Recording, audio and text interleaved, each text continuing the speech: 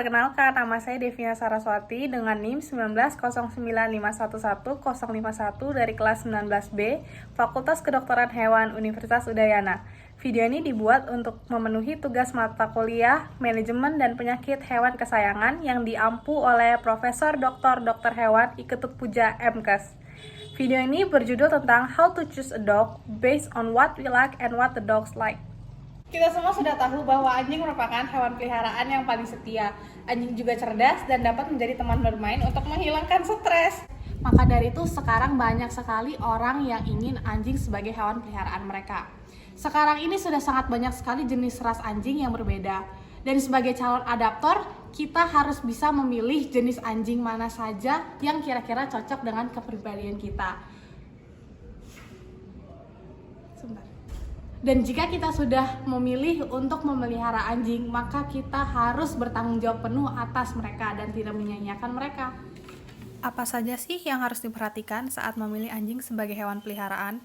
Yang pertama ada ukuran tubuh. Kita harus menyesuaikan ukuran tubuh anjing yang akan kita pelihara dengan space yang kita punya nantinya sebagai tempat tinggal mereka, agar nantinya ruang gerak anjing tersebut tidak terbatas, karena apabila ruang gerak mereka terbatas, mereka akan menjadi stres. Nah, ukuran tubuh anjing sendiri dapat dibedakan menjadi 4 kelompok. Ada kelompok yang pertama, kelompok small atau mini dengan berat badan 1-10 kilo. Contohnya seperti anjing Chihuahua atau toy poodle. Yang kedua ada kelompok medium dengan berat badan 10-25 kilo. Contohnya ada anjing Kintamani. Yang ketiga ada kelompok large dengan berat badan 25-50 kilo. Contohnya anjing herder atau doberman. Yang keempat ada kelompok giant dengan berat badan 50-75 kilo. Contohnya ada anjing Saint Bernard. Nah, yang kedua ada jenis bulu. Kenapa jenis bulu termasuk dalam pertimbangan saat kita ingin memilih anjing?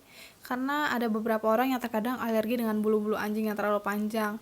Atau juga mungkin ada yang tidak terlalu rajin grooming anjingnya. Kalau misalnya anjing rambut panjang jarang di grooming kan nanti bulunya kurang bagus gitu. Jadi apabila seperti itu mungkin lebih pilih memelihara anjing dengan short hair saja. Tapi apabila mungkin rajin grooming, maka anjing long hair sangat bagus dipelihara.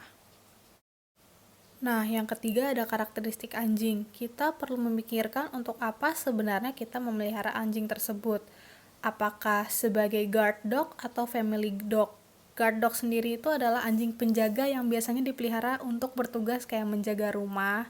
Nah, anjing-anjing itu seperti anjing German Shepherd, Rottweiler, dan lain-lain. Nah, kalau family dog sendiri itu anjing yang ramah dengan keluarga seperti Golden atau Pomerian. Nah, yang keempat dan yang gak kalah penting adalah biaya hidup. Biaya yang dikeluarkan ini sangat bergantung dengan jenis anjing yang kita pilih. Kenapa begitu? Misalnya nih, biaya makan.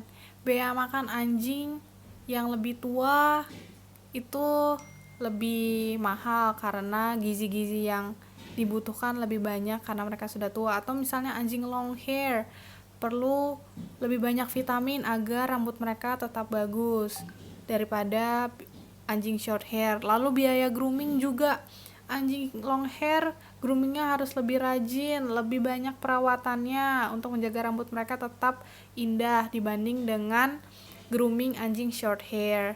Belum lagi seperti divaksin atau check up. Nah, maka dari itu kita benar-benar harus siap dengan biaya-biaya yang akan dikeluarkan nantinya. Yang kelima, kesiapan dan persiapan. Saat kita sudah memutuskan untuk memelihara hewan, maka kita juga harus berkomitmen dan merelakan sebagian waktu kita untuk mengurus mereka. Sebelum mengadopsi hewan, kita juga perlu mempersiapkan tempat tinggal baru mereka. Apabila di kandang, maka siapkanlah kandang yang sesuai dengan ukuran tubuh mereka dan selalu dijaga kebersihannya. Apabila mungkin tinggal bebas bersama kita, maka mungkin jauhkanlah benda-benda tajam dari lantai agar saat mereka berjalan, kaki mereka tidak terluka. Nah, saat mengadopsi pun kita juga perlu memperhatikan beberapa hal dan yang paling penting adalah kondisi kesehatan hewan yang akan kita adopsi. Apakah mereka sehat atau sakit, punya riwayat penyakit yang mematikan atau tidak, lalu sudah divaksin rabies yang paling penting, Dan bagaimana juga kondisi kulit mereka, apakah memiliki luka atau skabies, atau bagaimana agar nantinya tidak merugikan kita dan tidak membawa penyakit bagi kita.